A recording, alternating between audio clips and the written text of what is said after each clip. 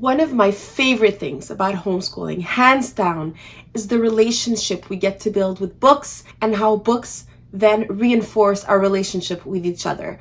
And I'm not being over dramatic. It really is that beautiful. And I'm going to give you an example of an amazing month we spent with the one and only Ivan.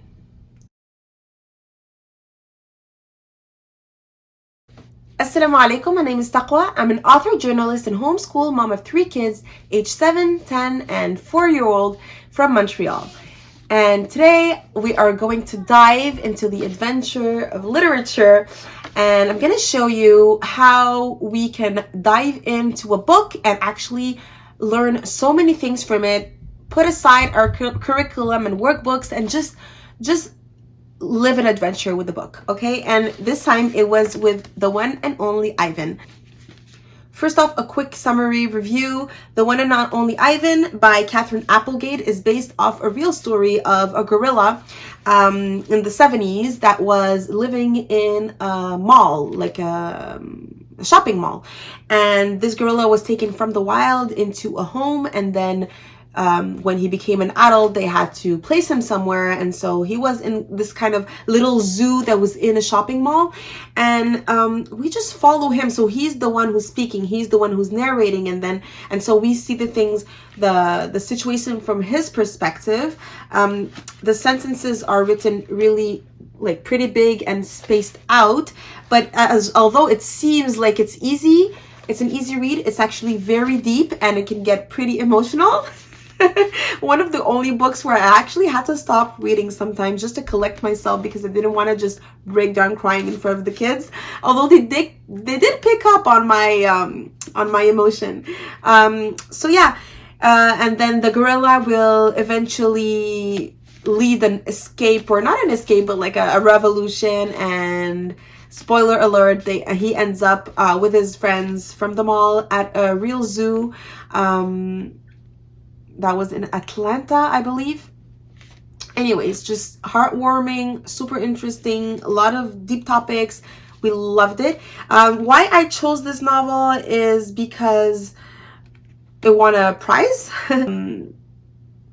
John Newbery Medal winner. So I know that's something that's interesting. Also, I saw this book on several reading lists, and it had a Brave Writer single unit with dart or arrow, whatever. I have a Brave Writer for this. And so yeah, I chose this book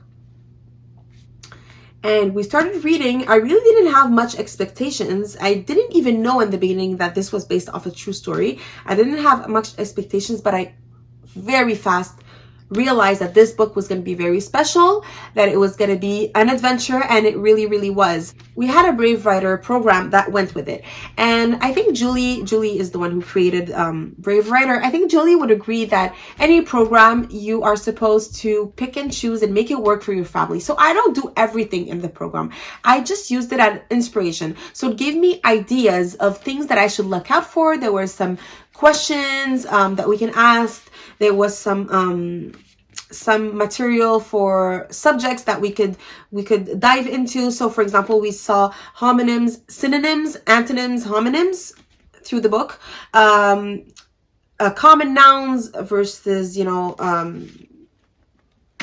whatever the opposite of that is. So we saw some grammar with this book, and it was done really naturally. Really, it's always more fun when it's through a book that we're already enjoying reading. It comes more naturally. It's not forced. It's not boring. It's also faster because we do a lot of things orally or just on the whiteboard or something. So yeah, we were able to touch on quite a few notions, like grammar notions, that apply even to French, because we are French speaking at home, and so we read the book in English, but sometimes for the notions I would give examples in French or relate it to whatever French notion that is the equivalent. So synonyms is synonym in French, and so we would speak about that. So I did use a Brave Writer as an inspiration for some of the notions that could be seen through the book.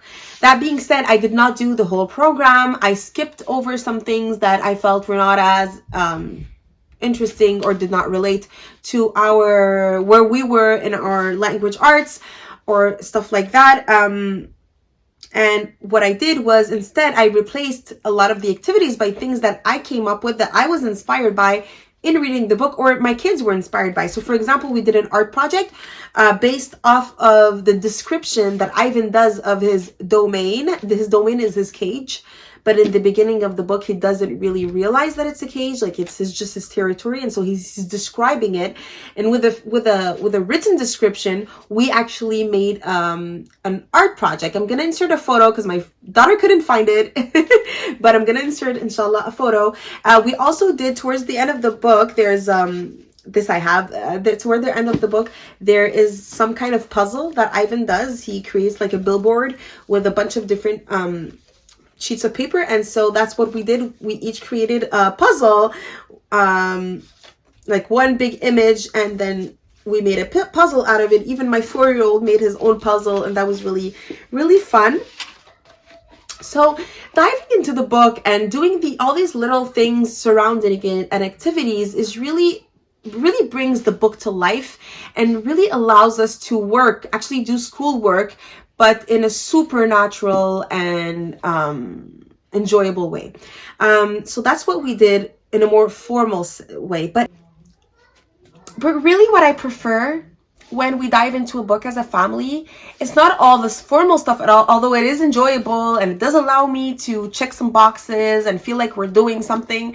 But it's not that. It's all the twists and turns and all the unexpected and spontaneous learning that we can achieve with a single literature piece. So for example, we watched a documentary about the real life Ivan. We learned about gorillas. We took out books from the library about gorilla, silverback gorillas to be precise. We went and went to see on the map of the world where they are. Where are these gorillas in the world, in Africa and everything? What else? We had so many deep conversations and enjoyable conversations and funny conversations, and that's really my favorite part when we're diving into a book, is just following the flow and following the lead of the kids and enjoy it as a family. It's not something that I'm teaching, it's something that we are doing together, and that becomes part of our family history and our family culture. And when what we do after we finish reading a book is that we write our favorite part, like a souvenir. We have like a souvenir book, and I have a video on that. I think it's in French though. I have to redo it in English, but we write like our favorite sentence from the book, and so later on we can reread our favorite sentences from all these books that we've read and remember the good times we've had with the book. And the fun part with the one and only Ivan this time is that one of my friends, she was just randomly asking me, what are you reading these days? She knows we read books. Well, anyone who follows me on Instagram knows I love books, but she asked me, like, what are you reading? I'm looking for a new book. And so I said, oh, we just started the one and only Ivan. I didn't even know it was going to be such a big, coup de cœur, comme on dit. How do we say coup de cœur? A big, I didn't know we were going to fall in love with it this much. And so I suggested it to her, and she did it with her kids as a read aloud as well. And so at the end, we were able to meet up. And this was spontaneous. It's not like we had a book club.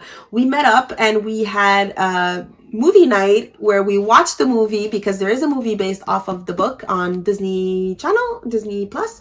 And it's with Bryan Cranston, the guy from Breaking Bad, like one of my favorite actors. Honestly, the movie is not amazing, but when you read the book, the movie is amazing. And so we watched the movie together, and we had this conversation about the book, and we also brought she brought stuff and I brought stuff, different foods that was mentioned in the book, like yogurt covered raisins, what else? Marshmallows, banana bread, blah, blah, blah, stuff that was in the book, anything banana, pudding. The pudding was actually to imitate the mud, because there's something relating to mud. It was such a nice thing. And Julie Bogart, brave writer, brave learner, she actually talks about this. It's called book parties. So she suggests that we do this at the end of a book to have a book party. And I was gonna do it with my kids alone, but it was the first time that we had friends over for a book, and that made it even more special. So I liked it because it wasn't a book club where we had to have these deadlines or nothing was expected really. We just read it each on our own with our kids as a family, and then we just met at the end for the book party. And that's something I definitely want to do again, and that I encourage you to do too if you want to team up with a sister or a friend or whatever. So yeah, that's for the one and only Ivan. And I will, what can I link down below? Actually, whatever thing I have, I'll link below. Oh yeah, the Brave Writer stuff, and a little short documentary on YouTube on the real Ivan. And if you have any questions, don't hesitate to comment down below. Let me know if you like this type of content, if I should do other like deep dive in books like this. We just finished Narnia, the second Narnia, and we're starting another book now. But yeah, I hope you enjoyed this video, and don't forget to like, subscribe, all that stuff, and I'll see you soon, inshallah. Assalamu alaikum.